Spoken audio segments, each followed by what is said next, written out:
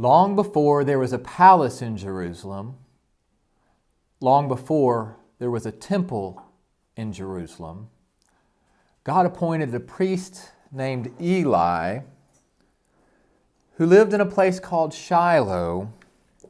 And in Shiloh, there was an altar to God. Eli was a good priest,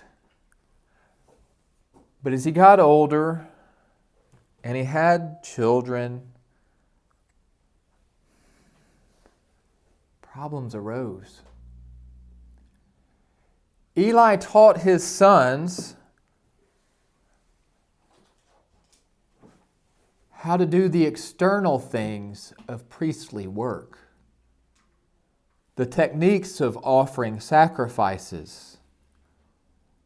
But Eli failed to teach his sons how to walk in a relationship with God. As Eli's sons took over doing more and more of the work of the priest, problems got worse. As people would come and make their offerings, Eli's sons would not always follow the directions of God's laws.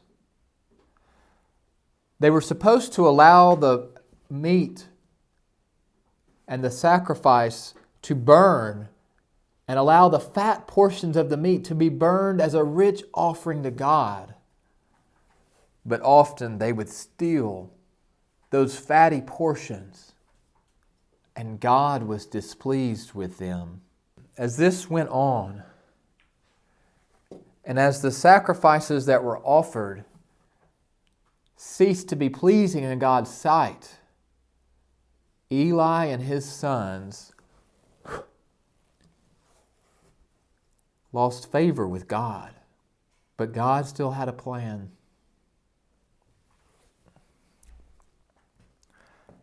You remember last week, we learned about Samuel. Samuel, that little boy whose mother committed his life to God. Hannah had prayed and prayed for a son, and God had answered her prayer. Hannah had brought Samuel to live with Eli in Shiloh, to be a part of making the sacrifices. Samuel was a faithful child, a listening child, a child who was obedient to God.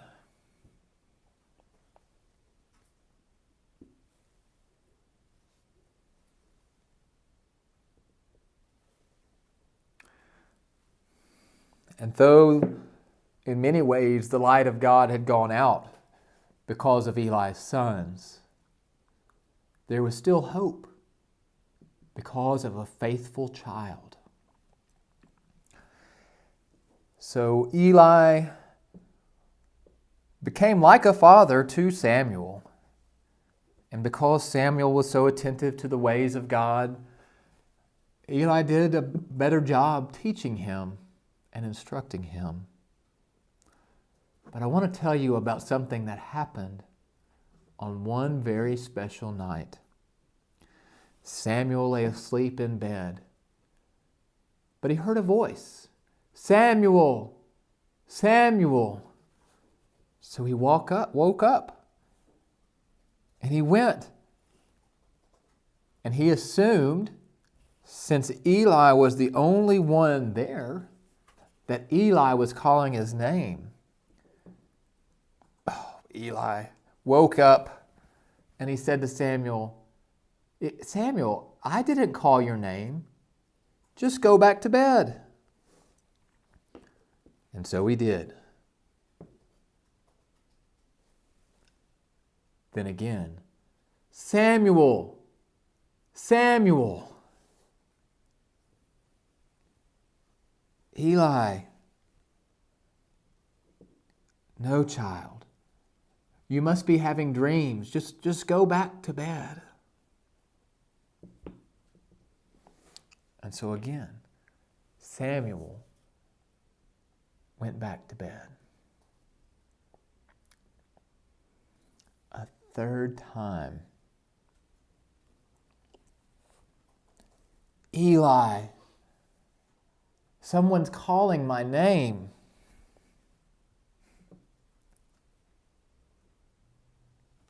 Now it had been a long time since Eli had heard the voice of God.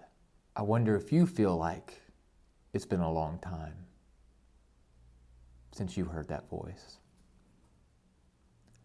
But finally, Eli realized that God was talking to Samuel. And so Eli said, Samuel, it is not me who is calling your name. It's the voice of God you hear. When you hear the voice again, say, God, here I am. Your servant is listening. So Eli went back to sleep. I wonder how Eli felt to know that he couldn't hear the voice of God, but the child could. So the child got back in bed. So once again, Samuel heard the voice of God, and he arose.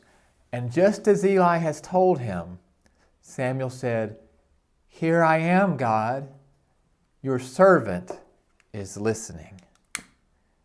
And just like that, the voice of God was heard again in Israel, and the presence of God was felt.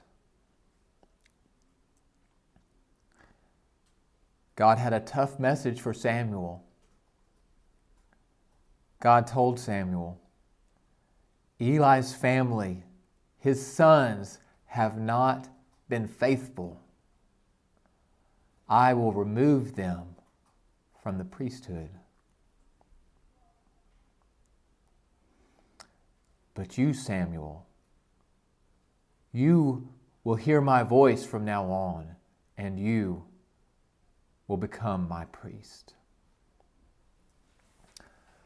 So after the voice of God was finished talking to Samuel, Eli woke up, and he and Samuel talked. Eli wanted to know what God had said, and so Samuel told him. Eli accepted that prophecy, and soon his sons would be gone. But Eli knew that God had found a man for the future. God had found a child who heard his voice and would be faithful. Children, I wonder, have you been hearing God's voice? Have you been listening for it, adults?